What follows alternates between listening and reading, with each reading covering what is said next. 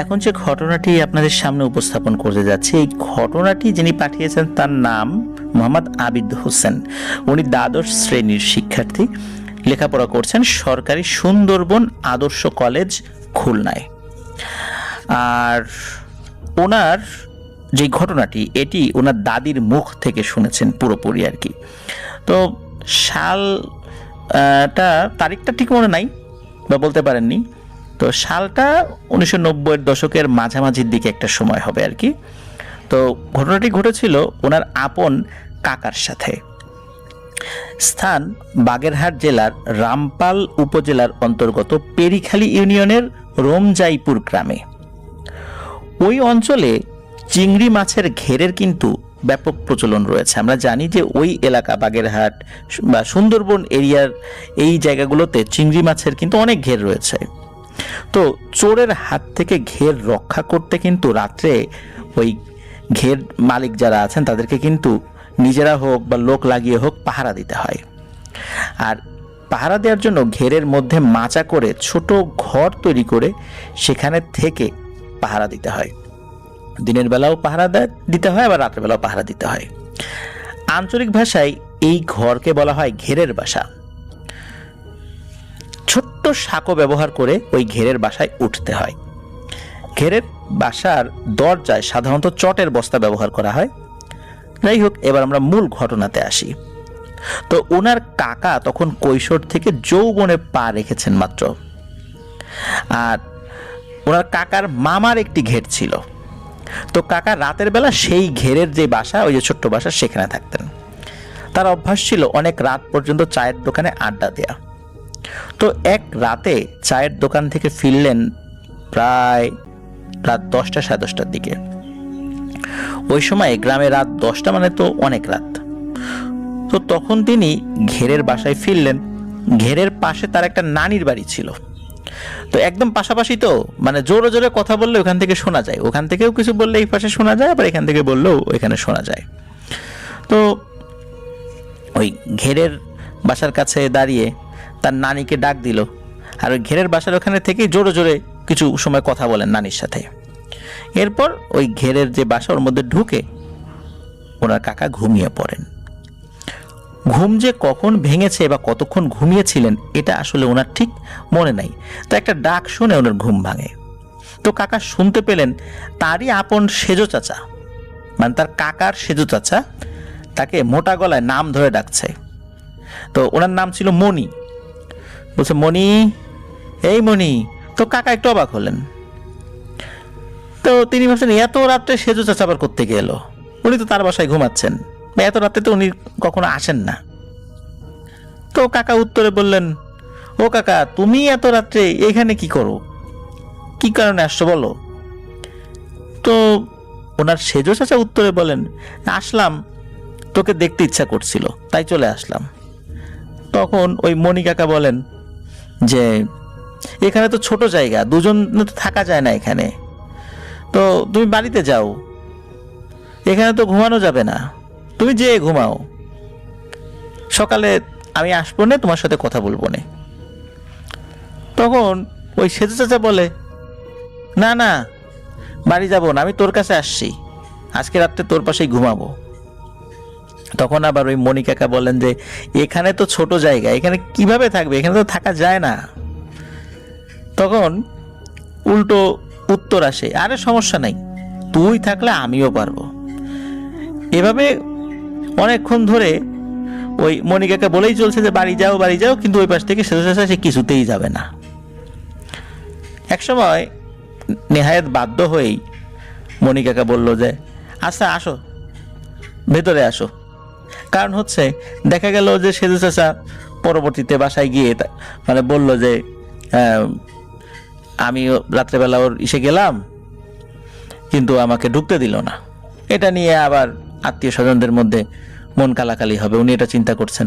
উনি এবার এটাও ভাবছিলেন হয়তোবা মনে হয় বাসায় রাগারাগি করেছেন, এই জন্য রাতের বেলা এখানে চলে আসছেন, এটাও ভেবেছেন। তো এখন যদি তাকে ঢুকতে না দেওয়া হয় কেমন হবে আর কি। আর সবচেয়ে বড় কথা হলো ওখানে একজন থাকার মতোই জায়গা, ঘেরের বাসা তো বড় হয় না, ছোট্ট একটা খুপড়ির মতো হয়। তো উনি চিন্তা করছেন থাক, কাকা ঘুমাক, আমি বাইরে গিয়ে একটু ঘের পাহারা দিই, না রাত্রে নাই ঘুমাইলাম, সমস্যা কি? তো ওই চিন্তা করেছেন এবং ওই যখন বলেছেন যে আচ্ছা আসো, তখন ওই মণি কাকা উঠে আবার কি করেছে, ওনার যে ওই যে চটের যে পর্দাটা, মানে যেটা আসলে দরজার মতো ব্যবহার করা হয়, মানে ঝুলিয়ে রাখা হয় আর কি, ওইটার কাছে গিয়েছেন এবং পর্দাটা সরিয়েছেন। পর্দা সরানোর সাথে সাথে উনি যে দৃশ্য দেখতে পেয়েছেন তা দেখে ওনার পিলে চমকে যায়। উনি দেখেন বিশাল একটা অবয়ব, 50-60 হাত লম্বা হবে এমন একটা অবয়ব, এবং চাঁদের আলোতে স্পষ্ট দেখা যাচ্ছে সেটার মাথা নাই, চোখও দেখা যাচ্ছে না, ওই যে বুকের উপর যে চোখ থাকে, পেটের কাছে দাঁত থাকে, এরকমটাও না, সেটার মাথা নাই, চোখও নাই, দাঁতও নাই, কিছু নাই, জাস্ট খালি মাথা নাই, বিশাল একটা অবয়ব। মানে আশেপাশ থেকে যে বাতাস হচ্ছিল, মৃদু বাতাস, সেই মৃদু বাতাসে ওই অবয়বের শরীরে যে বড় বড় লোম রয়েছে সেই লোমগুলোও উঠছিল, সেটাও বোঝা যাচ্ছিল। এবং ওই অবয়বটা আস্তে আস্তে ওই ঘেরের ঘরের দিকে আসতে থাকে, বিশাল বিশাল তার পা। সে দেখলো যে প্রথমে এক পা যখন দিল তখন ওই আইল থেকে ওই ঘেরের ঘরের কাছে আসা যে সাঁকো সেখানে আসলো। তো ওই সাঁকোর কাছ থেকে আর একটা পা দিলে ওই ঘেরের ঘর তো আসলে সেখানে সে ঢুকতে পারবে না এত বড় অবয়ব নিয়ে, ওই ঘেরের ঘরটা একদম মানে দুমড়ে মুচড়ে, যে ঘেরের যে পানি, ঘেরের ইয়েটা মানে যেটার উপর আর কি ঘরটা তৈরি করছে, এটার মধ্যে একদম ঢুকে যাবে এবং সেও এখানে মারা যাবে। এই দৃশ্য দেখার সাথে সাথে সে এমন জোরে এক চিৎকার দিয়েছে, এক চিৎকারে উনি জ্ঞান হারিয়ে ফেলেছেন আর কি। আর একটা বিষয় হলো যে উনি চিৎকার দেওয়ার আগেই ওই সময় ফজরের আজান ভেসে আসে, এবং ওই আজানের শব্দ যখন ভেসে আসে তখন উনি এটাও দেখতে পেয়েছিলেন যে ওই অবয়বটি হঠাৎ করে অদৃশ্য হয়ে গেল। তারপরেই মূলত উনি চিৎকার দিয়েছিলেন এবং সেন্সলেস হয়ে পড়ে গিয়েছেন। যেহেতু ভোরবেলা ওনার চিৎকার, অনেকেই ঘুমানোর সময় তো অনেকেই গভীর ঘুমে থাকে ভোরের দিকে, তো ওনার চিৎকারটা আসলে ওই সময় তার পাশে যে নানির বাড়ি ছিল তারা শোনেনি। এদিকে বেলা হয়ে যাচ্ছে, সাধারণত ভোরবেলা এই মণি কাকা বাড়িতে ফিরতেন। এদিকে এই আবিদ ভাইয়ের দাদি, উনি চিন্তা করছেন কি ব্যাপার, মণি আসে না কেন, অনেক বেলা হয়ে গেছে আসে না। বাড়ি থেকে ওইটা খুব যে বেশি দূরে ছিল তা না, তো উনি ওনার ছেলের খোঁজে আসেন আর কি। তো আসার পরে দেখতে পান যে ওই ঘেরের ঘরের মধ্যে সে অজ্ঞান হয়ে পড়ে আছে। তখন তো এই আবিদ ভাইয়ের দাদি চিৎকার চেঁচামেচি শুরু করেন। তো পাশেই তো ওনার ওই মণি কাকার নানির বাড়ি ছিল, তারাও সেখান থেকে চলে আসেন, এসে দেখেন এই অবস্থা। তাকে ধরাধরি করে বাড়িতে নিয়ে যাওয়া হয়। তো বাড়িতে নিয়ে যাওয়ার পর ওই ওনার যে মা মানে আবিদ ভাইয়ের দাদি তখন বলে যে তাতে একজন হুজুর ডেকে আনেন। উনি বুঝতে পেরেছিলেন যে কোনো সমস্যা হয়েছে। তো হুজুর যখন আসে তখন কিন্তু ওই ওনার আবিদ ভাইয়ের যে মণি কাকা তার কিন্তু জ্ঞান ফিরেছে। তো জ্ঞান ফেরার পর সে বলছে আমি কোথাও যাব না, আমি এখানেই থাকবো। তো এখন হুজুর বলে যে বাবা তোমার একটু ঝেড়ে দেই, তুমি থাকো, কোনো সমস্যা নেই, তোমার বাড়িতে তুমি থাকো। তখন আবার ওই মণি কাকা চিৎকার করে বলে ওঠেন, এই খবরদার, এই হুজুর যেন আমার কাছে না আসে। এখন এই ধরনের কথা তো বলছেই এবং হুজুরকে গালিগালাজ শুরু করছে। হুজুরকে উল্টো বলছে, এই হুজুর তুই কেন এখানে এসেছিস, যা বাড়ি যা, আমার কিছু হয় নাই। হুজুর যতই নরম ভাষায় তার সাথে কথা বলে না কেন উল্টো গালিগালাজ করছে। এবার হুজুর হুঙ্কার দিয়ে বলে ওঠেন, এই বেয়াদব বয় এখানে, নাহলে লাঠি দিয়ে মেরে তোর অবস্থা আমি খারাপ করে দেব। ওই অবস্থাতে ওই মণি কাকা আর হুজুরের সামনে বসতে চায় না। যাই হোক 5-6 জন মিলে জোর করে ধরে বসিয়ে দেওয়া হয়। হুজুর মণি কাকার চারপাশে একটা বৃত্ত এঁকে তারপর তাকে ঝাড়ফুঁক শুরু করেন। তো ঝাড়ফুঁক করতে করতে একটা সময় হুজুর পানি চান। তো ওই অবস্থাতেই ওই পানি ফু দিয়ে তার শরীরের উপর ঢেলে দেন। এরপরে মণি কাকা ঘুমিয়ে পড়েন, ওই বৃত্তের মধ্যে ঘুমিয়ে পড়েন। তো ঘুম ভাঙে ওনার সন্ধ্যায়। এরপর থেকে আর কোনো সমস্যা হয়নি। কিন্তু ওই ধরনের কোনো সমস্যা না হলেও, মানে ভয়ানক কোনো অবয়ব না দেখলেও, মণি কাকা অদ্ভুত ব্যাপার সেটা হলো উনি কোনো টর্চ লাইট ব্যবহার করতে পারেন না। কারণ ওই রাত্রে উনি যখন তার সেজো কাকাকে ঘরে ঢোকানোর জন্য, ওনার হাতে একটা টর্চ লাইট ছিল, কারণ ঘের পাহারা দিয়ে গেলে টর্চ লাইট লাগে, মানে টর্চ লাইট যখনই জ্বালিয়েছিলেন, হঠাৎ করে টর্চ লাইটের যে বাল্ব, ওই সময় তো ওই যে 5 ব্যাটারির 3 ব্যাটারির টর্চ লাইট ছিল, 2 ব্যাটারির টর্চ লাইট ছিল, তো ওই বাল্ব কেটে যায়। তো ওই বাল্ব কেটে যাওয়ার কারণে উনি ওই অবয়বটিকে চাঁদের আলোতে দেখেছিলেন। কেন হঠাৎ করে এটার বাল্ব কেটে গিয়েছিল এটা উনি জানে না। কিন্তু মজার বিষয় এবং অদ্ভুত ব্যাপার হলো যে মনিকা কাকা এখনো জীবিত আছেন, কিন্তু উনি এখন পর্যন্ত কোনো টর্চ লাইট ব্যবহার করতে পারেন না। উনি টর্চ লাইট ব্যবহার করতে গেলেই নাকি টর্চ লাইট নষ্ট হয়ে যায়, অথবা টর্চ লাইট নষ্ট না হলেও হারিয়ে যায়। তো এই ধরনের ঘটনা এখন ওনার সাথে ঘটে, কিন্তু ওই ভয়ানক অবয়বটিকে উনি আর কখনো দেখেননি। ধারণা করা হয় ওই অবয়বটি এখনো দূর থেকে তাকে ফলো করে যাচ্ছে, যদিও বা ওইভাবে তার সামনে প্রকট হয়নি, হয়তোবা আশেপাশে থেকে প্রভাব বিস্তার করে যাচ্ছে, যার কারণে উনি টর্চ লাইট ব্যবহার করতে পারে না। আর একটি ব্যাপার বলেছিলেন যে ওনাকে বিভিন্ন সময় অনেকে তাবিজ কবজ দিয়েছিলেন, কিন্তু ওনার তাবিজ কবজ শরীরে থাকে না, হারিয়ে যায়। তো এটাও আমাদেরকে আবিদ ভাই জানিয়েছেন। তো অসংখ্য ধন্যবাদ আবিদ ভাইকে চমৎকার একটি ঘটনা শেয়ার করার জন্য। বিশেষ করে ঘের পাহারা, তারপরে বিলে বা পুকুরে মাছ পাহারা, এই ধরনের পাহারার কাজে যারা নিয়োজিত থাকেন, অনেক ধরনের ঘটনা তারা প্রত্যক্ষ করেন, সে সমস্ত ঘটনার সাক্ষী হন। আমরা এই টাইপের ঘটনা বিভিন্ন সময় পাই, কারণ এই টাইপের ঘটনা এখনো ঘটে চলছে। এই জন্য এই ধরনের ঘটনা আমরা রেগুলার পেয়ে থাকি। ধন্যবাদ জানাচ্ছি আবারও আবিদ হোসেন ভাইকে, কষ্ট করে ঘটনাটি লিখে পাঠিয়েছেন। বাগেরহাট জেলার ফকিরহাট থানার একটি গ্রামে আমার বসবাস। আমি একজন 3য় শ্রেণীর স্বাস্থ্যকর্মী। আমি এখন যে ঘটনাটি বলবো সেটা আমার নিজের সাথেই ঘটে যাওয়া একটা ঘটনা, এবং এই ঘটনাটি ছিল আমার জীবনের একটা বিভীষিকাময় অধ্যায়। এটি ঘটেছিল 2004 সালের জানুয়ারির প্রথম দিকে। আমার তারিখটা সঠিক মনে নেই, যাই হোক সরাসরি ঘটনায় চলে যাচ্ছি। শুরুতেই বলে নেই, আমার বাড়ি বাগেরহাট জেলায় হলেও বাড়ি থেকে বের হয়ে মাত্র 10 মিনিট পশ্চিমে হাঁটলেই রূপসা উপজেলা। আমার বাড়িতে প্রায় প্রতি শুক্রবার খাসির মাংস খাওয়ার একটা প্রচলন ছিল, যেটা আনতে যেতে হতো রূপসা থানায় অবস্থিত একটা বাজারে, এবং সেটা সংগ্রহ করার জন্য বাবা আমাকেই পাঠাতেন। সেদিন ছিল শুক্রবার। আমি একটু দেরিতেই বাড়ি থেকে বের হই। একটা সাইকেল আর ব্যাগ নিয়ে রওনা হলাম বাজারের উদ্দেশ্যে। সময়টা ছিল শীতকাল, তাই বাজারে পৌঁছে মাংস কিনতে না কিনতেই বিকেল গড়িয়ে এলো। এমনিতেই নির্জন রাস্তা, তারপরও আমাকে প্রায় 10 কিলোমিটার পথ অতিক্রম করে তারপর যেতে হবে বাড়িতে। আমি একটু দ্রুত চলতে শুরু করলাম। হঠাৎ রাস্তার ডান দিকে নদীর পাড়ে আমার চোখ পড়ে। আমি দেখি 7-8 জন পুরুষ মানুষ মাদুরে মোড়া কিছু একটা নিয়ে দাঁড়িয়ে আছে।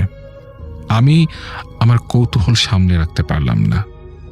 সাইকেলটা রাস্তার পাশে রেখে চলে গেলাম সেখানে গিয়ে বুঝলাম মাদুরে মোড়ানো যা দেখছিলাম তাতে একটা লাশ রাখা আছে। কিন্তু কার লাশ, কেমন দেখতে সে, কেন যেন জানার জন্য মনটা ছটফট করছে। আর তখন কিছু না ভেবে ওখানে থাকা একজনকে জিজ্ঞেস করলাম, কিন্তু কোনো উত্তর নেই। এরই মধ্যে প্রায় সন্ধ্যা নামার উপক্রম। এমন সময় দেখলাম তাদের মধ্যে একজন একটা কাঁচি দিয়ে মাদুরে পেঁচানো দড়িগুলো কাটতে শুরু করলো। 3টা গিট, প্রথমে পায়ের কাছে, পরে মাথারটা, এবং পরিশেষে মাছেরটা কাটলেন। আমি পাগলের মতো তাকিয়ে আছি। মাছের গিটটা খুলতে না খুলতে আমি যা দেখেছি সেটা এক ভয়ঙ্কর এবং বেদনাদায়ক এক অভিজ্ঞতার মুখোমুখি করলো আমাকে। আমি দেখি রক্তশূন্য সাদা চেহারার অল্প বয়সে একটা মহিলা, তার সারা মুখে সেলাইয়ের দাগ।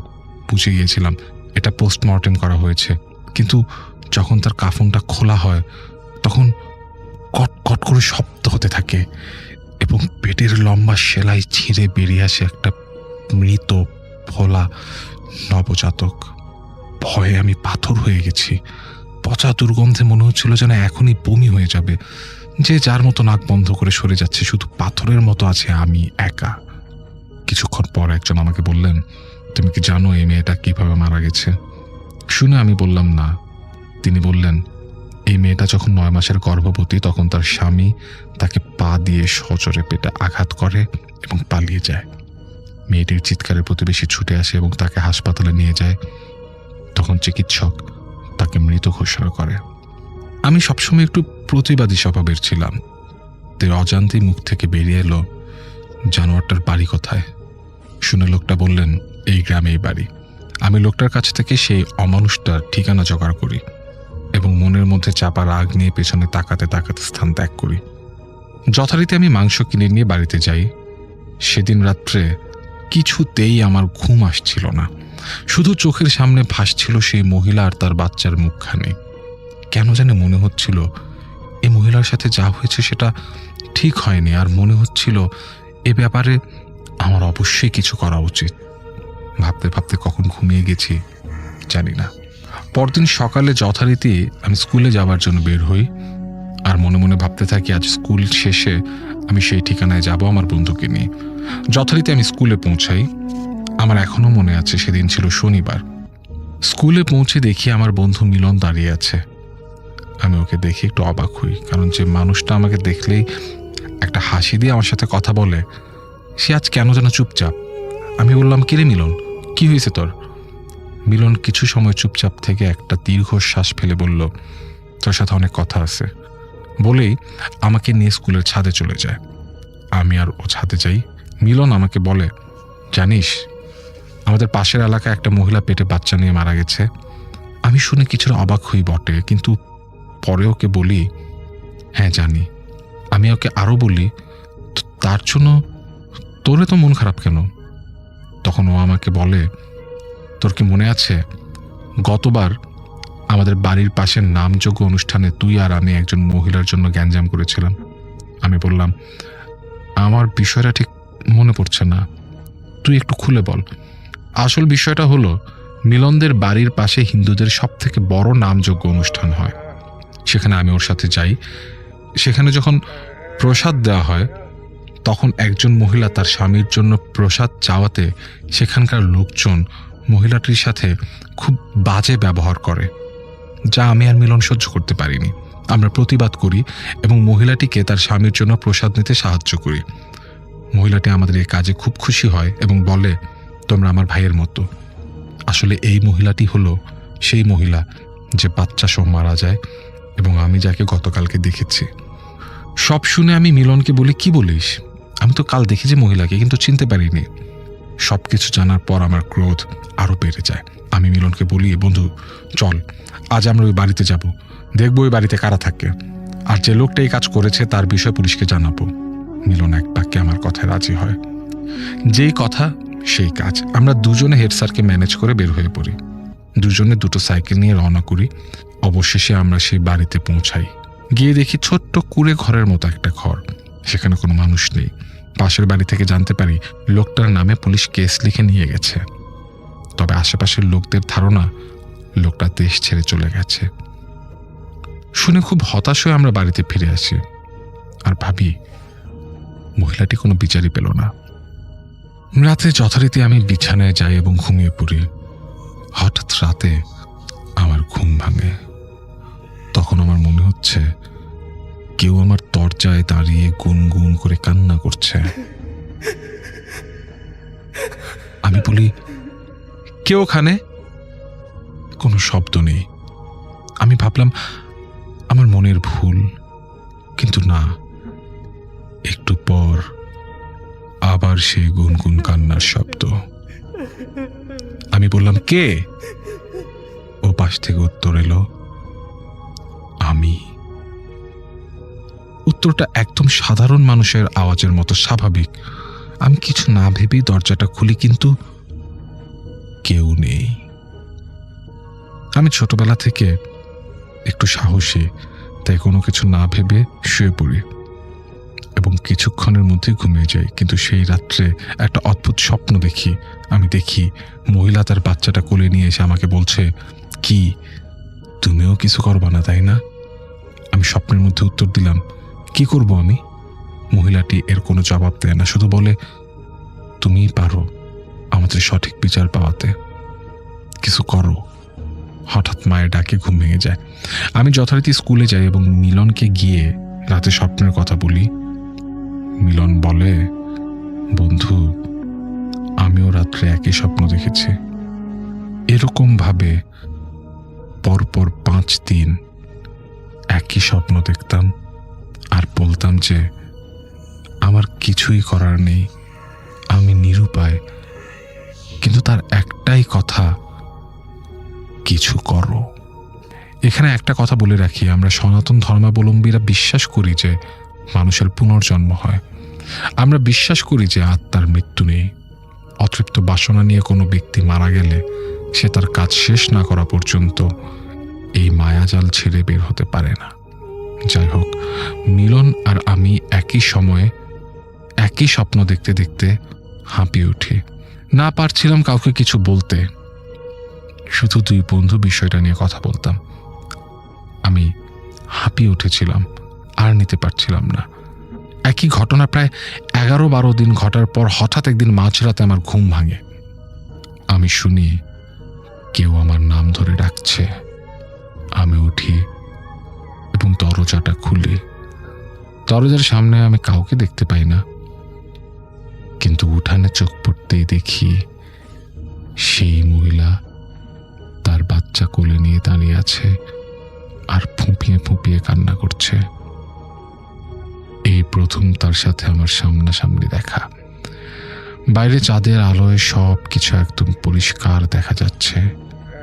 আমি জানি না তখন আমার মনে ভয় কতটা কাজ করছে, কিন্তু তার চাইতে অনেক বেশি গুণ বেশি কাজ করছে যে আমাকে তার সাথে সরাসরি কথা বলতেই হবে। কারণ প্রতি রাতের স্বপ্ন আমাকে পাগল করে দেয়। তাই এক প্রকার তাকে দেখে দৌড়ে তার কাছে যাই। আমি জানি আমার কথাগুলো বিশ্বাস করতে চাইবেন না, কিন্তু তাতে আমার কিছু করার নেই। বিষয়টা আমি মোকাবেলা করেছি। আমি জানি দিনগুলো আমার কেমন ছিল। আমি দৌড়ে যাওয়ার পর দেখি মহিলাটি একদম স্বাভাবিক চেহারা নিয়ে সাধারণ মানুষের মতো দাঁড়িয়ে আছে। সে কিছু না বলতে আমি বলা শুরু করি। আমি বলি, দিদি, আপনি বিশ্বাস করেন আমি আর আমার বন্ধু মিলন কম চেষ্টা করিনি, কিন্তু যে মানুষ দেশে নেই তাকে কিভাবে শাস্তি দেব? আর আমরা তো মাত্র ক্লাস 10-এ পড়ি, কি বা করতে পারি? তখন আমার মনে হচ্ছিল ভয় কি জিনিস আমি জানি না। মহিলাটি 2টি কথা বলল, তোমাদের আর কিছুই করতে হবে না, যা করার আমিই করব। তোমাদের ঋণ আমি শোধ করতে পারবো না। আমি বললাম, দিদি, এটা কোনো ঋণের কথা নয় যেখানে আমরা কিছুই করতে পারিনি। হঠাৎ আমি পেছন থেকে একটা টান অনুভব করি। পেছনে তাকিয়ে দেখি বাবা আমাকে কাঁধে হাত দিয়ে টানছে। একবার পেছনে ফিরে আবার সামনে তাকাতেই দেখি কেউ নেই। আমি তখন ভয় পাই এবং বাবাকে শক্ত করে জড়িয়ে ধরে কাঁদতে শুরু করি। আমার জ্বালা চলে আসে। পরদিন সকাল 11টা নাগাদ আমি একটু সুস্থ হই এবং দেখি যে মিলন আমার পাশে। এরই মাঝে বাবাকে আমি সবকিছু খুলে বলেছি। মিলন আমাকে বলল, কাল রাতে ওর সাথে কিছুই ঘটেনি, কিন্তু একটা অদ্ভুত কথা বলে। ও বলে যে ওই মহিলার স্বামী যে পালিয়ে দেশ ছেড়ে চলে গেছে, সে আজ সকালে কোনো কারণে রেল লাইনে কাটা পড়েছে। এটা মিলনের বাবা কোনো এক মাধ্যমে জানতে পেরেছে। তখন আমার বুঝতে আর বাকি রইল না যে কিভাবে হয়েছে। তারপর থেকে কোনোদিন ওই মহিলাকে দেখিনি, স্বপ্নেও না। আসসালামু আলাইকুম, আমি সাজিদ বলছি। আশা করি আপনারা সবাই ভালো আছেন। আজকে যে ঘটনাটি শেয়ার করতে যাচ্ছি সেটা আমাদেরকে পাঠিয়েছেন রাঙামাটির সাতকানিয়া থেকে জিহান নামে একজন লিসেনার। আর এই ঘটনাটি তার মামার সাথে ঘটে যাওয়া একটি ঘটনা। তো মূল ঘটনায় আসি। জিহানের নানার একটা পানের দোকান ছিল, মাঝে মাঝে তার মামাও সেখানে বসতো। তো একদিন নানুর ভীষণ জ্বর ছিল, তাই মামা রাত পর্যন্ত দোকানে বসেন। মামা তো রাতে দোকানে বসতেন না, কারণ মাত্র 2 মাস পরেই তার এসএসসি পরীক্ষা ছিল। নানুর অসুখ থাকায় তাকে সেদিন বাধ্য হয়ে দোকানে বসতে হয়েছিল। তো সেই দিনটা ছিল বৃহস্পতিবার।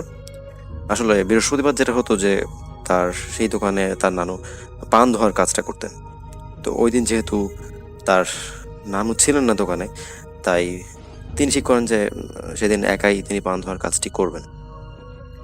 তো পান ধোয়া শেষ হলে এবং খদ্দেরদের বিদায় করতে করতে অনেক রাত হয়ে যায় এবং রাত তখন আনুমানিক 1টা। চারিদিকে শুনশান নীরবতা। আর গ্রামে যেমনটা হয় যে আপনারা জানেন যে 10টা-11টার পরেই কিন্তু আসলে অনেক রাত হয়ে যায়, আসলে যানবাহন সেরকম চলে না। তো সেখানে 1টা মানে কিন্তু আসলে অনেক বেশি রাত। তো মামা স্থির করেন যে বাসায় চলে যাবেন, আর দেরি করবেন না। তো বাসায় যাওয়ার জন্য একটি খেলার মাঠ পার করতে হয়। মাঠের পরেই একটি মাদ্রাসা পেরোলেই একটি বিশাল বটগাছ। মামা বটগাছের সামনে দিয়ে হাঁটছে আর গান গাইছে। গান গাওয়ার উদ্দেশ্যটা মূলত ছিল এটাই যে যে ভয়টা যেন কাটে, যে একাই থাকলে হয় না যে কোনো একটা অবলম্বন নিয়ে তিনি চলছিলেন আর কি, এমন ব্যাপারটা। তো বটগাছ পার হতেই হঠাৎ কে যেন মামাকে পেছন থেকে ডাক দেয়, এই মানিক। তিনি বুঝতে পারেন যে পরিচিত কোনো গলা। পেছনে ফিরে তাকাতে দেখতে পান যে এক আন্টি, যিনি প্রতিদিন তার দোকানে পান কেনার জন্য আসেন। তো এত রাতে ওনাকে দেখে মামা বেশ অবাক হন। মহিলা মানুষ এত রাতে বাইরে থাকার তো কথা না। তো ওনার সাথে কথাবার্তার পর্যায়ে বুঝতে পারেন যে তার স্বামী অসুস্থ, তাই কোনো একটা প্রয়োজনে পাশের বাড়িতে যেতে হয়েছিল। মামা মনে মনে ভাবলেন, দূর, এত কিছু ভাবার কি আছে, এতক্ষণ বেশ ভয় পাচ্ছিলাম, এখন আবার একটা পরিচিত মানুষ পাওয়া গেল, যাক ভয়টা কিছুটা গেছে তাকে দেখে। তো মামা ওই আন্টির সাথে কথা বলছিলেন, আর তাদের কথাটা হচ্ছিল একটা নির্দিষ্ট দূরত্বে দাঁড়িয়ে, মানে মামারা দাঁড়িয়েছেন রাস্তার একদিকে আর সেই মহিলা আরেকদিকে। তো কথা বলার এক পর্যায়ে সেই আন্টি কোনো একটা কারণে মামাকে তার কাছে ডাকেন।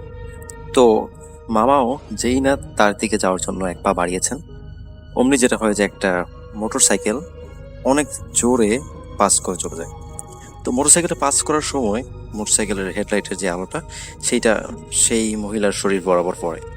তো এরপর যেটা হয় যে অবাক করার মতো একটা বিষয় ঘটে, যেটা হচ্ছে যে আলোটা পড়ার সাথে সাথেই সেই মহিলা অদৃশ্য হয়ে যান।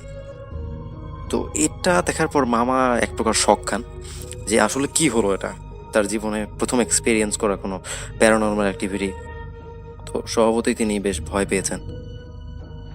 তো তিনি কি করেন, তিনি বুঝতে পারেন যে জায়গাটা আসলেই খুব একটা ভালো না, তার এখানে থাকাটা ঠিক হবে না। তো তিনি কি করেন, আবার 1 পা 2 পা করে পেছনে চলে আসেন। পেছনে চলে আসার পর যেটা শুনতে পান যে সেই একটা বটগাছ ছিল রাস্তার ধারে, বটগাছের পেছন থেকে কেউ আবার ওনাকে ডাকছে। আর সেই বটগাছটা ছিল মাদ্রাসা বরাবর। মাদ্রাসার বারান্দায় একটা 100 ওয়াটের বাল্ব জ্বলছিল, যার আলোটা সরাসরি এসে পড়েছিল বটগাছের ওপর। মামা বটগাছের দিকে খেয়াল করে দেখেন যে কোনো এক মহিলার চুল সেখানে উঠছে। তো এত বিশাল একটা বটগাছ, সেটার পেছনে দাঁড়ালে কাউকে দেখতে পাওয়ার কথা না, কিন্তু তাকে মানে কারো চুল দেখা যাচ্ছে তখন মা বুঝতে পারেন যে অবশ্যই খুব খারাপ কিছু তার পিছু নিয়েছে। তো এরপর তিনি প্রচণ্ড ভয় পান এবং দৌড়াতে শুরু করেন। তো একটা সময় পর তিনি বুঝতে পারেন যে কেউ একজন পেছন থেকে তাকে খালি পায়ে ধাওয়া করছে। এটার আওয়াজ শোনার পর মামা প্রচণ্ড জোরে দৌড়াতে থাকেন এবং দৌড়ে পড়তে থাকেন। বেশ কিছুক্ষণ এভাবে দৌড়ানোর পর তিনি এক পর্যায়ে ক্লান্ত হয়ে পড়েন। তো এই সময় অদ্ভুত এক ব্যাপার তিনি খেয়াল করেন।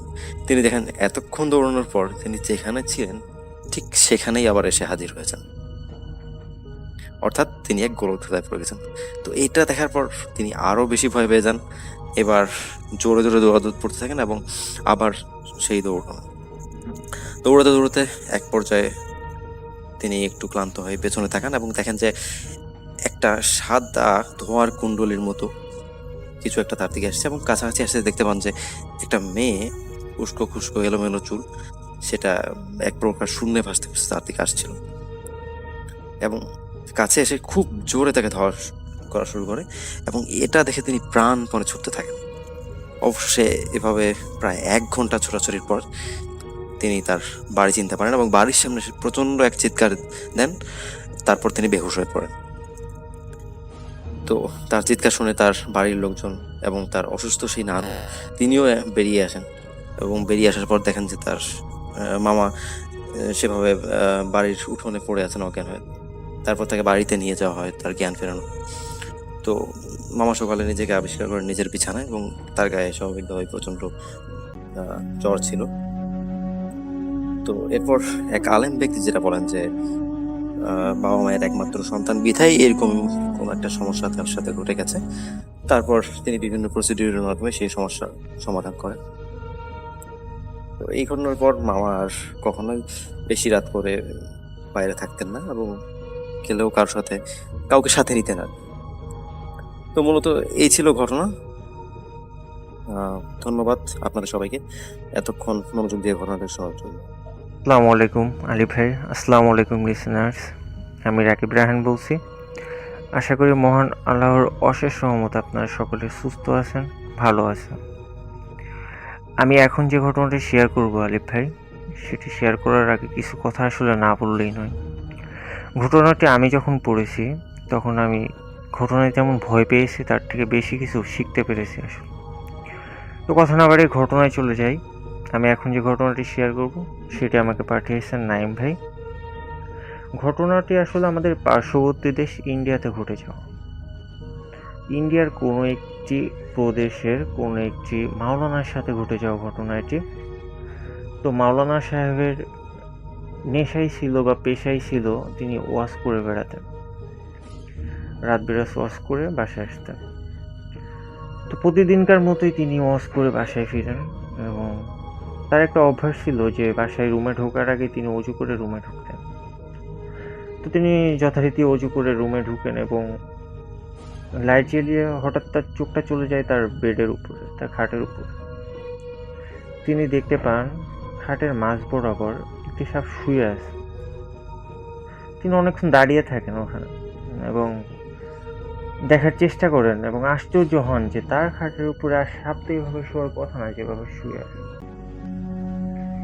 তো তিনি সাপকে উদ্দেশ্য করে বলেন, সাপ, তুমি যদি জিন হও চলে যাও। সাপ, তুমি যদি জিন হও চলে যাও। এ কথা তিনি 3 বার উচ্চারণ করেন।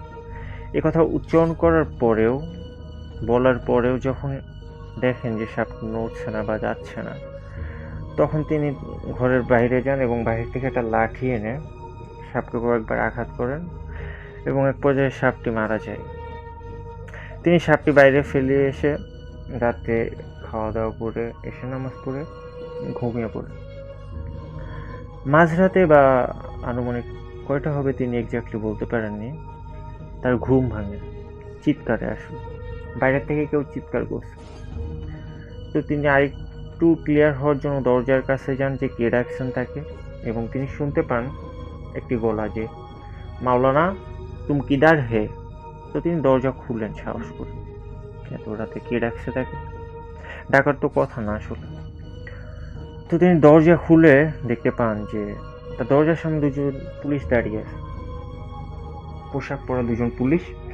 তো পুলিশ তাকে দেখেই বলেন, মাওলানা তোমাকে আমাদের সঙ্গে থানায় যেতে হবে, তোমার নামে মামলা হয়েছে, ওসি সাহেব তোমাকে এক্ষুনি থানায় যেতে বলেছে। এই কথা শোনার পর আসলে মাওলানা সাহেব অনেকটা অবাক হন, একটা আশ্চর্য হন, আবার ভয়ও পান যে হঠাৎ রাতে ঘুম থেকে উঠে কেমন কথা, আমার নামে মামলা হয়েছে। তিনি এমনটা আসলে কখনো করেন নাই, কোনো ঝামেলায় তিনি ছিলেন না। তো তিনি কিছু চিন্তা না করে, যেহেতু পুলিশ সাথে আছে তাকে থানা যেতে হবে, অভিযোগ হয়েছে, তিনি যান তার পুলিশের সাথে। এবং যেতে যেতে এক পর্যায়ে তার চেনা পথটা হঠাৎই অচেনা হয়ে যায় যেন। তিনি আশপাশে কয়েকবার তাকান, চিনতে পারেন না। তিনি আবার চেষ্টা করেন যে কোথায় আসছেন, তার অবস্থান কোথায় এখন সেটা নির্ণয় করতে, কিন্তু পারেন না। তিনি ভাবেন যে পুলিশদেরকে জিজ্ঞাসা করবে নাকি, ভাই তা আমাদেরকে কোথায় নিয়ে যাচ্ছেন। তো তিনি সেটি করারও সাহস পান না। তো একটা সময় লক্ষ্য করেন যে এমন একটি জায়গায় এসেছেন যেখানে একটি সুদর্শন মুরব্বী একটি চেয়ারে বসে আছে, তার সামনে আরো অনেক চেয়ারে, ঠিক আদালতের মধ্যে যেভাবে বসে সেভাবে আরো অনেকজন বসে আছে। তো পুলিশে তাকে ধস্তাধস্তি করে তাকে ধরে নিয়ে কাঠগড়ায় দাঁড় করায় কিছু না বলে। তিনি তো আসলে কিছু বুঝে উঠতে পারছেন না আসলে যে কি হচ্ছে তার সাথে। ঠিক যেন একটি আদালতের পরিবেশ, বিচার কাজ হবে এবং বিচারকের আসনে সেই সুদর্শন মুরব্বী বসে আছে।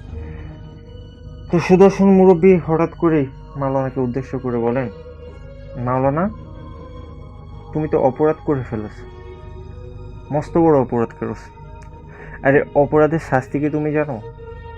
মৃত্যুদণ্ড। মাওলানা সাহেব তো আসলে কিছুই মিলাতে পারছেন না কি হচ্ছে তার সাথে। তো তিনি সামনের বসা চেয়ারের লোকগুলাকে দেখার চেষ্টা করেন যে কথা বলবেন কি হচ্ছে এখানে, কিন্তু তাদেরকে স্পষ্ট তিনি দেখতে পাচ্ছেন না, আসলে একটা ঘোরের ভিতরে তিনি আছেন। তো তিনি উপায় না পেয়ে বিচারক সাহেবকেই জিজ্ঞাসা করেন যে বেয়াদবি নেবেন না তো আমাকে যদি একটু আমার অপরাধটা শোনার সুযোগ করে দিতেন আসলে। তো তখন সে মুরব্বী বা বিচারকের আসন্ন লোকটি তাকে বলে যে তুমি আজ সন্ধ্যার পর বাড়িতে এসে একটি নিষ্পাপ জিনকে, নিরপরাধী জিনকে হত্যা করেছ। জিনটি তোমার বেডের উপরেই বিশ্রাম করতেছিল, কিন্তু তুমি তাকে মেরে ফেলেছ। তখন তিনি আসলে মাওলানা সাহেব বিষয়টি পুরোপুরি ক্লিয়ার হয়ে যান তিনি কি করেছেন। তিনি খুব ভালোভাবে বুঝতে পারেন যে তিনি যে সাপটিকে মেরেছিলেন সেটি আসলে সাপ ছিল সাপরূপী কোনো একটি জিন। তো তিনি আসলে অনেক দুশ্চিন্তায় পড়ে যান। তো এক পর্যায়ে তার মাথায় আসে তিনি সাপটিকে মারার আগে 3 বার বলেছিলেন যে সাপ, তুমি যদি জিন হও চলে যাও। এটি তিনি তার বিচারককে জানান এবং বিচারক তখন বলে না, এমন কোনো কথা আসলে শোনার কথা না তার। তো তিনি তাকে খুলে বলেন যে এটি আমাদের মহানবী সাল্লাল্লাহু আলাইহি ওয়াসাল্লামের একটি হাদিস যে তোমরা যখন কোথাও সাপ দেখবে তখন মারার আগে 3 বার সাপকে উদ্দেশ্য করে বলবে, সাপ, তুমি যদি জিন হও চলে যাও। তো 3 বার বলার পরেও যদি সে সাপটি সেখান থেকে না সরে বা না নড়ে তখন সাপটিকে মারা যাবে। তো এটা আসলে বিচারকের সঠিক হাদিসের ধারণাটা ছিল না যে এটা সঠিক হাদিস কিনা। তো তিনি আদালতের প্রাঙ্গণে যত লোকজন ছিলেন সামনে সকলকে উদ্দেশ্য করে বললেন যে আপনাদের মাঝে কি ওই হাদিসের সত্যটা জানেন? কেউ অনেকক্ষণ আসলে কোনো সাড়া দেয় না, মানে কেউ জানে না এমনটা। তো হঠাৎ পিছনের সারি থেকে একজন মুরব্বী, অনেক বয়স্ক হবে, তিনি হাত উঁচু করে বলেন, জনাব, হাদিসটি আমি শুনেছি এবং এটি সত্য। মহানবী সাল্লাল্লাহু আলাইহি ওয়াসাল্লাম ইরশাদ করেছেন, তোমরা যখন কোথাও কোনো সাপ দেখবে তখন মারার আগে 3 বার জিজ্ঞেস করে নেবে যে সাপ, তুমি যদি জিন হও সরে যাও। তো এই কথা শোনার পর আসলে বিচারক সাহেব তাকে বললেন যে হ্যাঁ, তুমি ঠিক করেছো, তুমি নিরপরাধী। তো যারা তাকে পুলিশ রূপে ধরে আনছিল তাদেরকে আবারও আদেশ করেন তাকে তার জায়গায় রেখে আসার জন্য। পরে তিনি জ্ঞান হারান এবং জ্ঞান ফেরার পর তিনি তার নিজের বিছানায় নিজেকে আবিষ্কার করেন। তো এই ছিল আলিফ ভাই ঘটনা। এখন যে ঘটনাটা শেয়ার করব সেই ঘটনাটা আমাদের কাছে এসেছে বাংলাদেশের বাইরের একটা এলাকা থেকে, বাইরের কোনো দেশ থেকে আসছে। তো তার এই ঘটনা তার পুরো জীবনকে বদলে দিয়েছে। তো আলাদা হতে বাধ্য করেছে তার পরিবার থেকে তাকে। তার নাম মাসুদ রানা। তার হোম ডিস্ট্রিক্ট হচ্ছে টাঙ্গাইল আর গ্রামের বাড়ি হচ্ছে ধলাপাড়া। যাই হোক, ঘটনাটা শুরু হয় 2001 সালের ফেব্রুয়ারি মাসে। তখন তার বয়স 2 বছর অথবা 3 বছর। তার বাবা ছিল একজন পুলিশ, তাই চাকরির সুবাদে তারা সপরিবারে কুমিল্লায় চলে যায়। আর কুমিল্লার দাউদকান্দি মডেল থানার পাশেই তারা একটা বাসা নেয়। বাসাটা ছিল 2 তলা। মূলত ঘটনা শুরু ওই বাসা থেকেই। আর ওই 2 তলা বাসায় তার নিচে 2টা ফ্যামিলি থাকতো এবং তারা নিচে থাকতো এবং উপরে থাকতো একটা ফ্যামিলি এবং বাড়িওয়ালা। তো ভালোভাবেই দিন কাটছিল। এইভাবেই বাসায় 6 থেকে 7 মাস কেটে যায়। হঠাৎ তার আম্মু একদিন খেয়াল করে তাদের রুমের সামনে 4 থেকে 5 বছরের একটা বাচ্চা মেয়ে বসে আছে। তো ওনার আম্মু ওর নাম জানতে চায়, বলে হুরায়রা। আর কোথায় থাকে জানতে চাইলে বলে ওরা উপরের তলায় থাকে। এভাবে মেয়েটা প্রত্যেক দিন সকালবেলায় আসতো, তার সাথে খেলা করতো এবং জোহরের আজানের সময় চলে যেত। এভাবেই চলতে থাকে দিন। একদিন বাড়িওয়ালার স্ত্রী আসে তাদের রুমে বেড়াতে। তার আম্মু তার সাথে কথা বলার সময় মেয়েটার কথা জানতে চাইলে তিনি বলেন যে ওই রকম কোনো মেয়েই ওই বাসায় নেই। শুধু এই বাসায় না, আশেপাশের কোনো বাসায় এরকম নামের কোনো মেয়ে নাই। তার আম্মু কথাটা শোনার পর ঘাবড়ে যায়, কিন্তু আমলে নেয় না। কিন্তু অবাক করার বিষয় হচ্ছে তার পরদিন থেকে মেয়েটাকে আর দেখা যায় না। কিন্তু মেয়েটা যে সময় তাদের বাসায় আসতো ঠিক ওই টাইমটায় এই ভাইকে নাকি তার বাসায় খুঁজে পাওয়া যেত না। অনেক খোঁজাখুঁজির পর নাকি জোহরের আজানের সময় তাকে খুঁজে পাওয়া যেত। কখনো পাওয়া যেত রুমে, কখনো পাওয়া যেত বাড়ির ছাদে ঘুমন্ত অবস্থায়। তিনি এতক্ষণ কোথায় ছিলেন এটার কারণ জানতে চাইলে তিনি বলতো না, আমি হুরায়রার সাথে খেলছিলাম। এভাবে ঘটনাটা প্রত্যেক দিন ঘটতে থাকে। বিষয়টা নিয়ে তার আব্বু আম্মু খুব টেনশনে পড়ে যায়। একদিন তাকে এক কবিরাজের কাছে নিয়ে যাওয়া হয়। তিনি সব ঘটনা শোনার পর বলেন, ওই মেয়েটা একটা পরী অথবা জিন ছিল, আর ওর আব্বু নাকি তাকে প্রত্যেক দিন ওর সাথে নিয়ে খেলা করার জন্য নিয়ে যায় আর কি। ওই কবিরাজ হুজুর বলে যে যত তাড়াতাড়ি সম্ভব বাসাটা চেঞ্জ করেন। তার 3 থেকে 4 মাস পর তারা আবারও তাদের হোম ডিস্ট্রিক্ট টাঙ্গাইলে চলে আসে। তারপর থেকে আর কোনো ধরনের সমস্যা হয়নি। তিনি আস্তে আস্তে বড় হয় এবং আর সবাই বিষয়টা ভুলে যায়। কিন্তু তার আম্মু নাকি বলতো মাঝরাতে একা একা কারোর সাথে নাকি তিনি কথা বলতো এবং বিষয়টা কেউ আমলে নিত না। ভাবতো বাচ্চা মানুষ হয়তো ঘুমের মধ্যে কথা বলে। কিন্তু মূল ঘটনাটা ঘটে তার থেকে বহু বছর পর 2015 সালে। উনি তখন ইন্টার সেকেন্ড ইয়ারে পড়ে।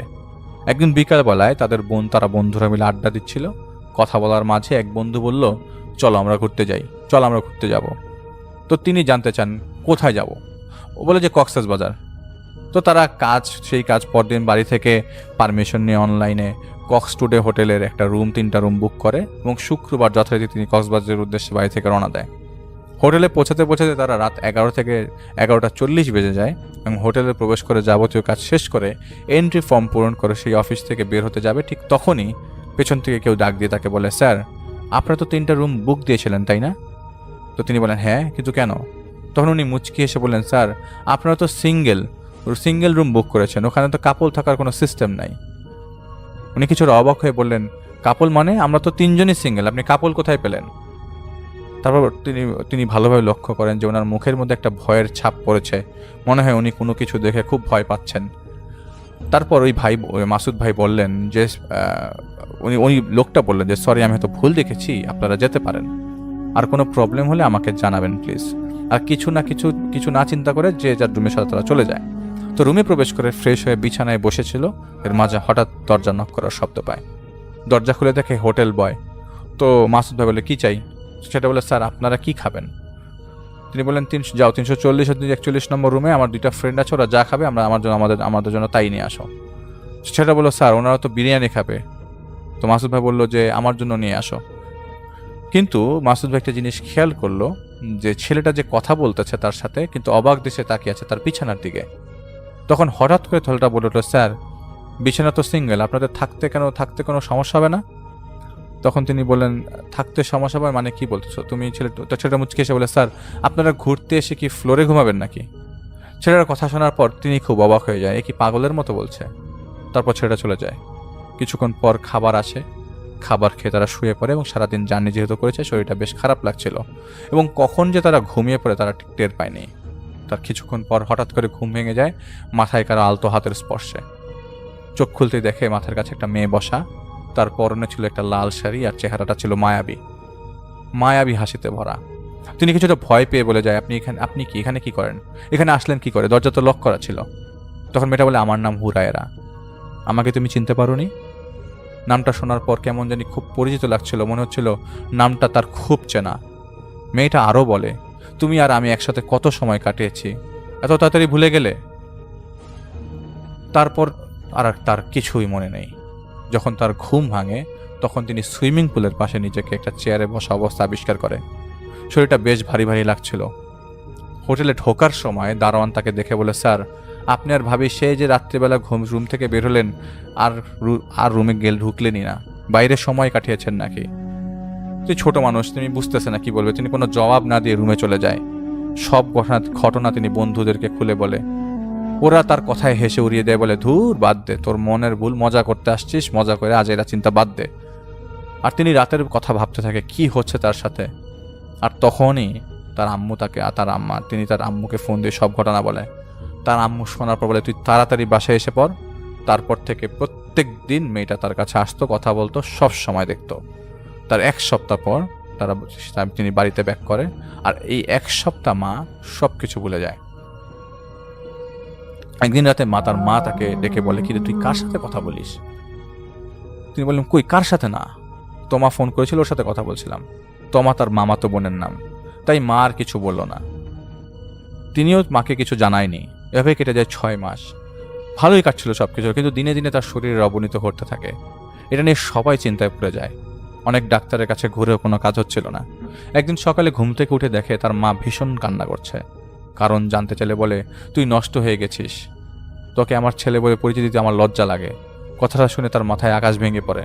তো পরে তিনি জানতে পারে সেদিন রাতে নাকি তিনি কথা বলছিল হুরায়ের সাথে, তার মা নাকি শুনতে পারে সব কথা, এবং উপর থেকে যে আপনার ভেন্টিলেশনের জন্য যে খালি জায়গাটা উকি মারা যায়, সেখান থেকে তিনি দেখতে পায় যে তার ছেলের সাথে হুরায়েরা রুমের মধ্যে আছে। তো তখন তিনি বলেছিল, তোকে না বলেছি ওর সাথে কথা বলতে মানা করেছি তোকে। তারপর তিনি চলে যায় সেখান থেকে, এবং পরবর্তী সময় তখন পরের দিন তিনি বাজারে যায়। বাসায় আসার পর দেখে তার মা নতুন একটা বালিশ দিয়ে তাকে বলে, আচ্ছা রাতে এটাতে ঘুমাবি। যথারীতি তিনিও শুয়ে পড়ে। ঠিক মাঝরাতে কারো প্রচণ্ড চিৎকারে তার ঘুম ভেঙে যায়। তাকে দেখে তিনি হুরায়রা তার বিছানার পাশে দাঁড়িয়ে কান্না করছে আর তাকে ডাকছে। বলছে, কি হয়েছে? বলে যে, আমি তো এখানে এসেছি, কিন্তু এটা কি?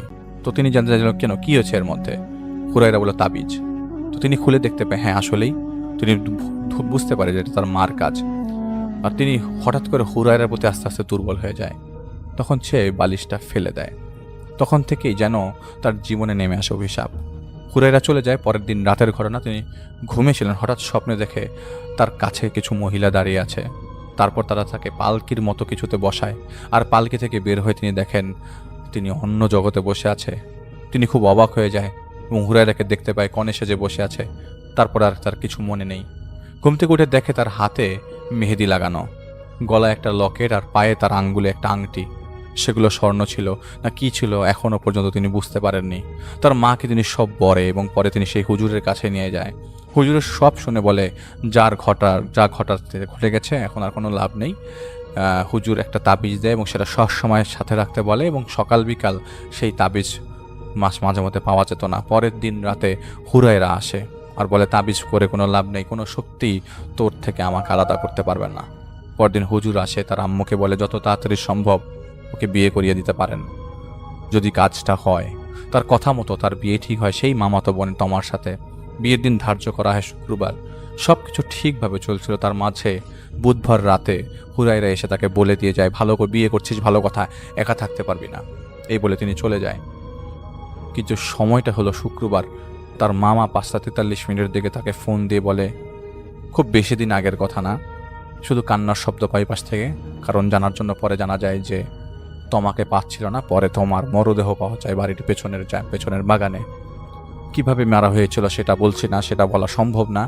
তবে এতটুকু বলছি যে দেখার মতো, চেনার মতো অবস্থা ছিল না ডেড বডি।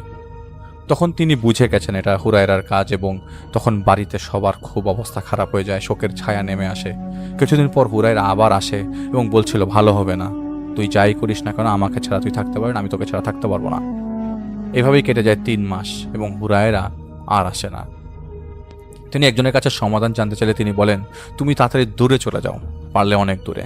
তার 5 মাস পর তিনি সৌদি চলে আসে এবং বর্তমানে একটি ব্যাংকে কর্মরত আছে।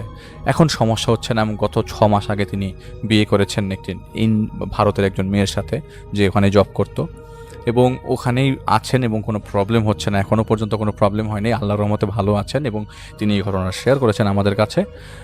আশা করছি আপনাদের কাছে তার ঘটনাটাই ভালো লেগেছে। এবং আসলে সত্যি কথা বলতে এরকম ঘটনা আগে কয়েকবার আমি শুনেছি দেখে আমি এটা শেয়ার করলাম, এবং রিয়েল লাইফে এরকম অনেকেই এফেক্টেড। এবং আমি আপনাদেরকে আগেও আমাদের এলাকার এক দাদির কথা শুনিয়েছিলাম যে তিনি এই ধরনের প্রবলেম ফেস করছে। আমি আজকে যে ঘটনাটি শেয়ার করব সেটি আমার ফ্রেন্ড তারেকের সাথে ঘটে যাওয়া একটি বাস্তব ঘটনা। ঘটনাটি ঘটে 2021 সালে, এবং সেটি ঘটে হচ্ছে টরন্টো এয়ারপোর্টের একটি নামকরা 5 তারকা হোটেলে। টরন্টো এয়ারপোর্টে যে হোটেল আছে সেখানে একটি 5 স্টার হোটেল আছে, সেখানে ঘটে। তো যিনি ঘটনা পাঠিয়েছেন নাইমুল হুদা ভাই, তার ফ্রেন্ড তারেক ওই হোটেলে হাউসকিপিংয়ের পজিশনে চাকরি করত। তো তার কাজ ছিল নাইট শিফটে হোটেলের রুম ক্লিন করা, বেড ঠিক করা, ওয়াশরুম পরিষ্কার করা, এবং এই ধরনের যাবতীয় কাজই তার মূল কাজ ছিল। তো যারা হাউসকিপিং পজিশনে চাকরি করে তাদেরকে তাদের যে কোঅর্ডিনেটর থাকে সে এক এক দিন এক এক ফ্লোরে অথবা ভিন্ন ভিন্ন রুমে অ্যাসাইন করে দেয়। যেমনটা হোটেলে মেসিয়ারদের মধ্যে অনেকে ভাগ করে নেয়, টেবিল নম্বর 1, টেবিল নম্বর 2, ঠিক তেমনিভাবে কিছু কিছু ফ্লোরে কিছু কিছু রুমে যারা হাউসকিপিং আছে তাদেরকে এরকম ডিভাইড করে দেওয়া হয়। তো এমনই এক রাতে তারেকের একটা ফ্লোর সিলেক্ট করা হয় যেটি 9ম তলায় পড়ে। অতএব 9ম তলায় যতগুলো রুম রয়েছে সব রুম তারেকের ক্লিন করতে হবে। কানাডার নিয়ম অনুযায়ী রুম নাম্বার তার ফ্লোর অনুযায়ী হয়ে থাকে, যেমনটা 901, 902, মানে ওই ফ্লোরের তালা অনুযায়ী ওই ফ্লোর অনুযায়ী প্রত্যেকটা রুমের আগে 9 থাকবে। তো তারেক 9ম ফ্লোরে যায় সব রুম ক্লিন করার উদ্দেশ্যে। যথাক্রমে সে 901 থেকে 908 নম্বর রুম ক্লিন করে ফেলে। ক্লিন বলতে সেই সব জিনিসপত্রগুলা তার অ্যাসাইনমেন্টে থাকে আর কি। তারপর সে 909 নম্বর রুম খুলে ভেতরে প্রবেশ করে ক্লিন করার জন্য। তখন ছিল রাত 3টা কি তার আশপাশে হবে।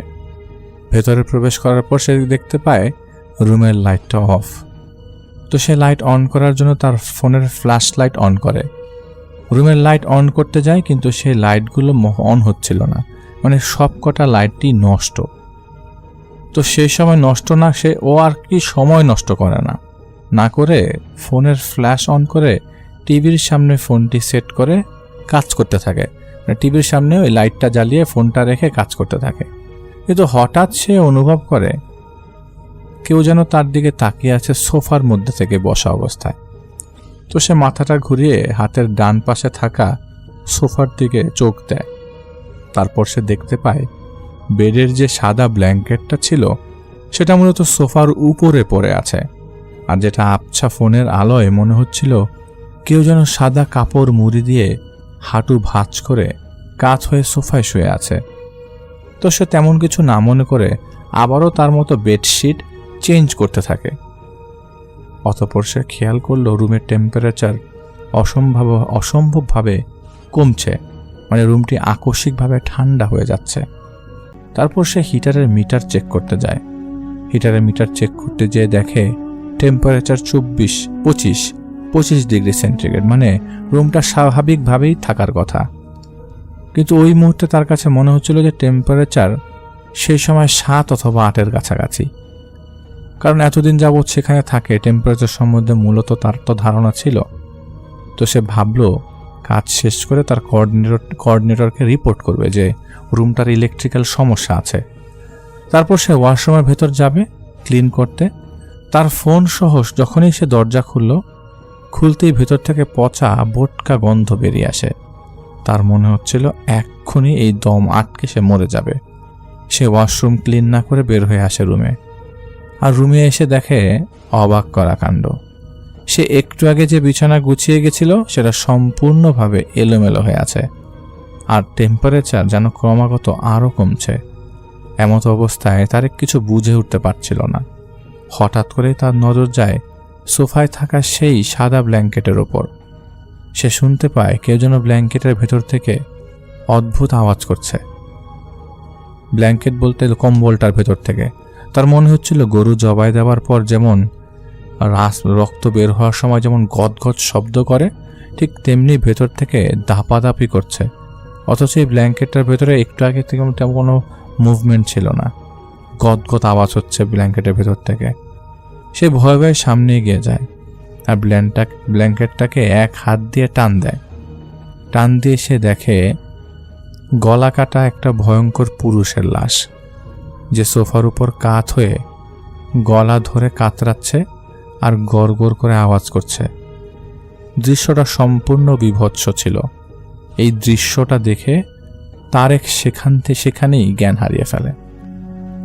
তারপর তার কোঅর্ডিনেটর খেয়াল করে ভোর 5:30টার দিকে যে ও পারে 5:30 বাজে কিন্তু এখনো আসেনি উপর থেকে, অথচ বাকি সবাই উপরে তাদের কাজ শেষ করে ইন্সপেকশন জমা দিয়ে দিয়েছে নিচে, কিন্তু তারেকের এখনো কোনো খবর নাই।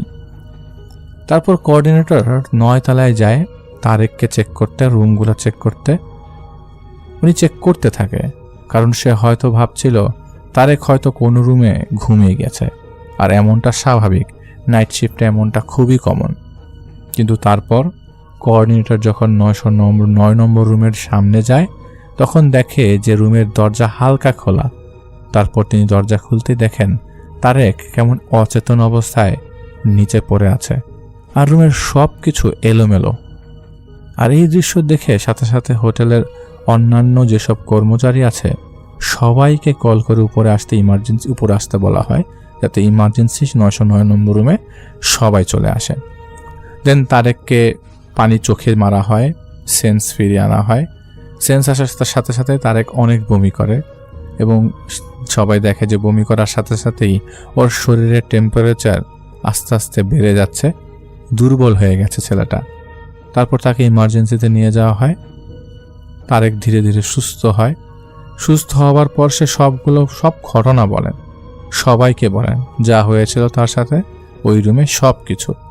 তারপর কোঅর্ডিনেটর গুরপ্রীত কর নাম তার সিনিয়র সহকারী হরসিমরান সিং যে ছিল তাকে বিষয়টি জানান। তারপর হরসিমরান সিং সবকিছু স্বীকার করে বলে যে এই 909 নম্বর রুম যে ছিল সেই রুমটি, সেখানে 2018 সালে একজন হোয়াইট লোক আসে তার গার্লফ্রেন্ডকে নিয়ে, কিন্তু আসার পর তার গার্লফ্রেন্ড রাতেই হোটেল থেকে চলে যায় এবং সে ভদ্রলোক উপর থেকে তার গার্লফ্রেন্ড যাওয়ার পরে হোটেলের লবিতে এসে ঘুরে আবার তার রুমে ঢুকে যায়। তার পরের দিন সকালে যখন রুম অ্যাটেন্ডেন্ট যায় তার রুমে ব্রেকফাস্ট দেওয়ার জন্য, গিয়ে দেখে দরজার মধ্যে ডু নট ডিস্টার্ব সাইনটা দেওয়া। তো রুম অ্যাটেন্ডেন্ট দরজার সামনে খাবার রেখে চলে যায়। আবারও যখন দুপুরবেলা লাঞ্চ দিতে আসে দেখে যে ব্রেকফাস্ট যে সকালে দেওয়া হয়েছিল সেটা সেই জায়গায় পড়ে আছে এবং দরজার সামনে আবারও সেই ডু নট ডিস্টার্ব সাইনটা দেওয়া। সেম একইভাবে যখন রাতের খাবার দিতে আসে রুম অ্যাটেন্ডেন্ট দেখে ব্রেকফাস্ট লাঞ্চ সব কিছুই দরজার সামনে পড়ে আছে। তারপর তার বিষয়টা অস্বাভাবিক লাগে এবং রুম অ্যাটেন্ডেন্ট হরসিমরান সিং ওই বিষয়টি তাকে জানানো হয়। তারপর হরসিমরান সিং চাবি নিয়ে 909 নম্বর রুমের দরজা খুলতেই দেখে সোফার মধ্যে হোয়াইট মাঝবয়সী লোকটির গলা কাটা মৃতদেহ পড়ে আছে। লাশটা ফুলে ফেপে উঠেছে এবং বিশ্রী দুর্গন্ধ আসছে। সাথে সাথে পুলিশকে বিষয়টি জানানো হয়। পুলিশ আসে ও লাশটা পরে নিয়ে যায়। পরবর্তীতে জানা যায় এটা একটা সুইসাইড ছিল। এরপর প্রায় 4 মাস রুমটি বন্ধ করে রাখা হয়। পরবর্তীতে যখন আবারও খোলা হয় তখন তারেকের সাথে যা ঘটে সেম ঘটনাটা আরেকটা পাঞ্জাবি মেয়ে দালমিত করের সাথে ঘটে। সে সাথে সাথে চাকরি রেখে চলে যায়। মূলত এই ঘটনা হরসিমরান সিং এবং হোটেলের সিনিয়র কর্মচারী ছাড়া আসলে কেউ জানতো না।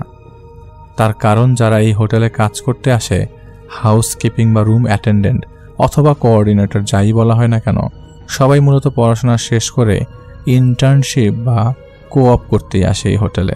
সুতরাং প্রতিনিয়ত নতুন নতুন ব্যাচ আসে, যার ফলে ওই 909 নম্বর রুম নিয়ে কারো কোনো আইডিয়া থাকে না। এই ঘটনার পর আমার ফ্রেন্ড তারেক ভীষণভাবে অসুস্থ হয়ে যায়। প্রায় 2 সপ্তাহ জ্বর থাকে এবং সে জ্বর ছাড়ার পরপরই জবটিও ছেড়ে দেয়। এটা ছিল তারেকের একটি ঘটনা এবং নাইমুল হুদা ভাইয়ের একটি ঘটনা আমরা শেয়ার করে ফেললাম। কানাডার আরও কিছু বেশ কালেক্টেড ঘটনা আছে, কিন্তু উনি সময়ের কারণে লিখতে পারছেন না, লিখেছেন। আমরা চাই যে নাইমুল হুদা ভাই আপনি আমাদেরকে শেয়ার করেন ঘটনা, আরও কিছু ঘটনা কানাডার আমরা শুনি এবং আমাদের লিসনারদেরকে জানাই। আপনার সহযোগিতা আমরা একান্তই আশা করছি এবং আপনার যদি লিখতে কোনো সমস্যা হয় আপনি চাইলে আমাদেরকে ইমেলের মাধ্যমে সাহায্যের জন্য লিখতে পারেন, যাতে আমাদের কোনো একটা মডারেটর আপনার সাথে কন্ট্যাক্ট করে আপনার কাছ থেকে ঘটনা নিতে পারে।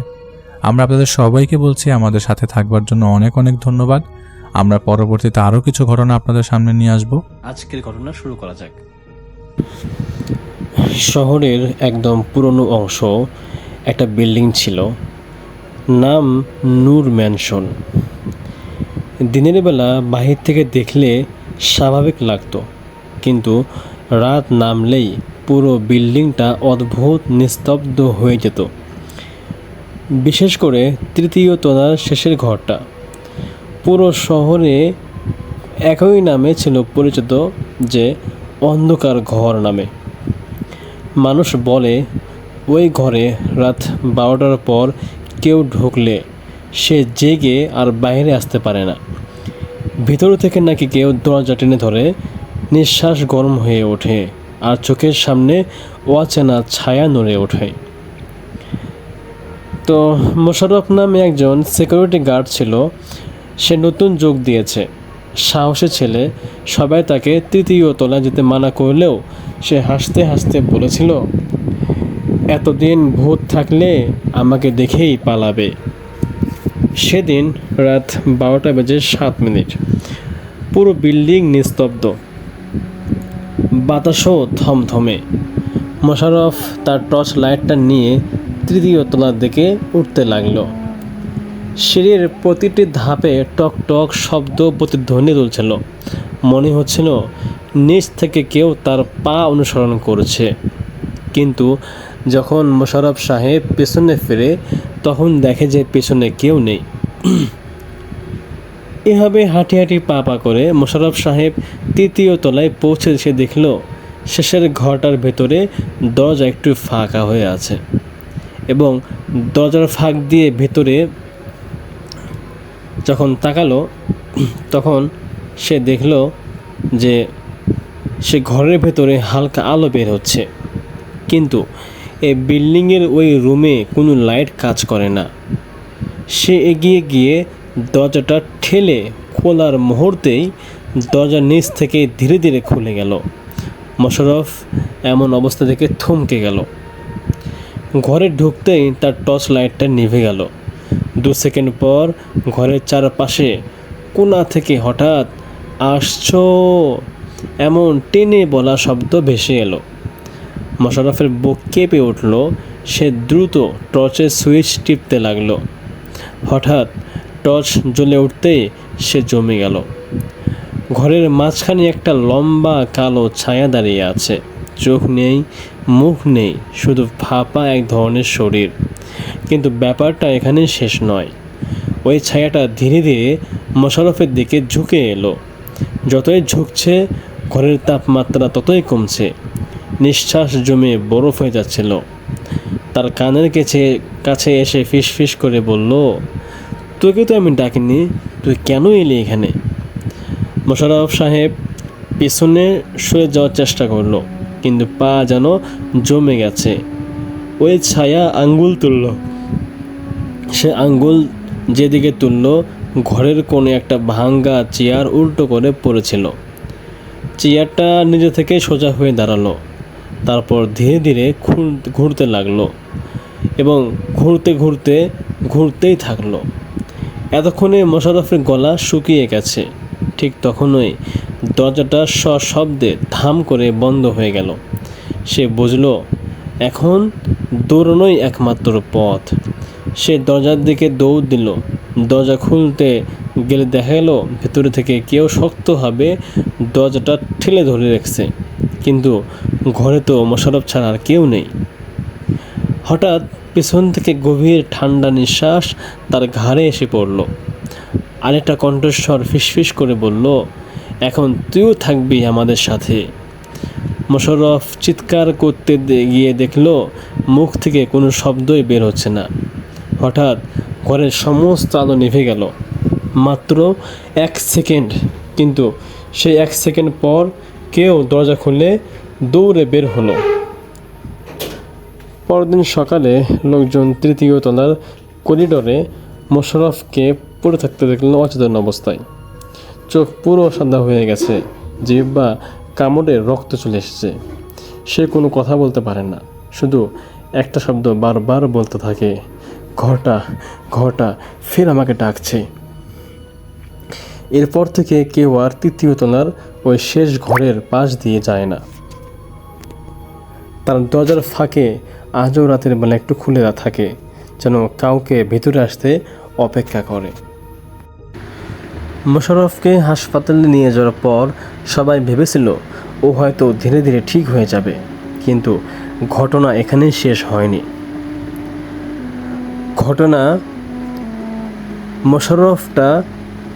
ঘরটা মোশাররফকে ফের ডাকলো। হাসপাতালের বিছানায় শুয়ে মোশাররফ একদম নিস্তেজ, চোখ পুরো সাদা, মুখে কোনো অভিব্যক্তি নেই। ডাক্তাররা বলেছিলেন ও ভয় পেয়েছে, কিন্তু সময় লাগলেও সে ঠিক হয়ে যাবে। কিন্তু তারা জানতো না যে এটা কোনো ভয় নয়, এটা হলো একটা ডাক, মৃত্যুর ডাক। রাত 2টার দিকে ওয়ার্ডে থাকা অন্য রোগীরা হঠাৎ নার্সকে ডেকে বলল, ওই লোকটা নিজের সাথে কথা বলছে কেন? নার্স এসে দেখল মোশাররফ সোজা হয়ে বসে আছে, অথচ তার চোখ এখনও সাদা। সে ধীরে ধীরে মাথা ঘুরিয়ে নার্সের দিকে তাকালো আর খুব নিচু স্বরে বলল, দরজা খুলে দাও। নার্স কেঁপে উঠল, কোন দরজা? মোশাররফ ধীরে ধীরে তার কাটা হাত দিয়ে উপরের দিকে ইশারা করলো, যেখানে হাসপাতালের ছাদের ভেন্টিলেশন, আর বলল, ওরা আসছে আমাকে নিতে।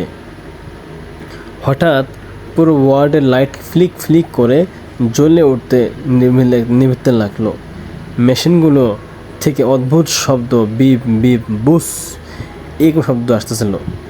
এমতো অবস্থায় একজন রোগী চেঁচিয়ে উঠল, ভেন্টিলেশনের ভেতরে কে যেন নড়ছে। সবার চোখ ওপরে।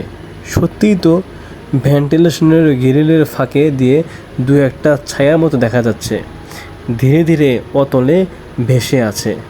পরের মুহূর্তে গ্রিলটা চেক করতে ঝাঁকাতে শুরু করলো। নার্স দৌড়ে দরজা খুললে বেরিয়ে যেতে চাইল। হাসপাতালের অটোমেটিক দরজা নিজে নিজে লক হয়ে গেল। কেউ বের হতে পারছে না এবং কেউ ঢুকতেও পারছে না। মাত্র 3 সেকেন্ড মোশাররফের শরীরটা ভেন্টিলেশনের ভিতরে টেনে নেওয়া হলো। সাথে সাথে অন্ধকারের ছায়াটাও মিশিয়ে গেল। লাইট নিভে আবার জ্বলে উঠলো। সব কিছু আবার স্বাভাবিক হয়ে গেল। দরজা খুলে গেল, কিন্তু মোশাররফ তাকে আর কখনোই পাওয়া গেল না। আজকের মতো এতটুকুই ছিল। যারা অনেক ধৈর্য নিয়ে এতটুকু পর্যন্ত গল্পটা শুনেছেন, আপনারা অবশ্যই আপনাদের মূল্যবান মতামত কমেন্টে জানিয়ে দেবেন এবং অবশ্যই আপনাদের লাইক কমেন্ট সাবস্ক্রাইব সব কিছু করবেন। আপনাদের লাইক কমেন্ট সাবস্ক্রাইব এগুলো দেখলে আমাদেরকে হাজারবার গল্প বলার অনুপ্রেরণা যোগায়। আমি চাই আপনারা অবশ্যই এই ভিডিওর কমেন্টে আপনাদের মূল্যবান মন্তব্য জানিয়ে দেবেন। ধন্যবাদ সবাইকে, ধন্যবাদ অডিয়েন্সদেরকে। দেখা হচ্ছে আগামী কোনো একটা এপিসোডে। ততক্ষণ পর্যন্ত সবাই ভালো থাকবেন, সুখে থাকবেন ইনশাল্লাহ। আসসালামু আলাইকুম রহমতুল্লাহ।